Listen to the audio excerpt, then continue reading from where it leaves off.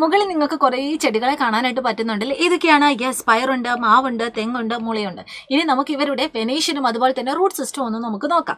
ഏറ്റവും ആദ്യം നമ്മുടെ പയറും മാവും അവരുടെ ഇലകളുടെ പ്രത്യേകത എങ്ങനെയാണ്, അല്ലെങ്കിൽ അവരുടെ സിരാവിന്യാസം എങ്ങനെയാണ്? യെസ്, ഇതിനെയാണ് നമ്മൾ ജാലികാ സിരാവിന്യാസം അല്ലെങ്കിൽ റെറ്റിക്കുലേറ്റ് വെനേഷൻ എന്ന് പറയുന്നത്.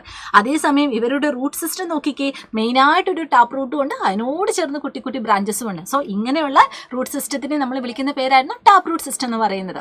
അതുപോലെ തന്നെ നമുക്ക് ഈ തെങ്ങിന്റെയും മുളയുടെയും വെനേഷൻ നോക്കിയാലോ, അവിടെ എങ്ങനെയാണ് അവരുടെ സിരാവിന്യാസം എന്ന് പറയുന്നത്? പാരലൽ വെനേഷൻ ആണ്.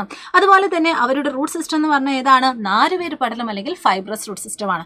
അപ്പോൾ ഈ കൊടുത്തിരിക്കുന്ന വെനേഷനും അതുപോലെ തന്നെ നമ്മുടെ റൂട്ട് സിസ്റ്റത്തും നിങ്ങൾ കൃത്യമായിട്ട് ഓർത്ത് വെക്കുക. അതുപോലെ തന്നെ ഇവിടെ നിങ്ങൾക്ക് നോക്കിയാൽ അറിയാം, നമ്മുടെ തെങ്ങ്, മുള ഇവയൊക്കെ എന്താണ്? മോണോകോട്സ് പ്ലാന്റ്സ് ആണ്.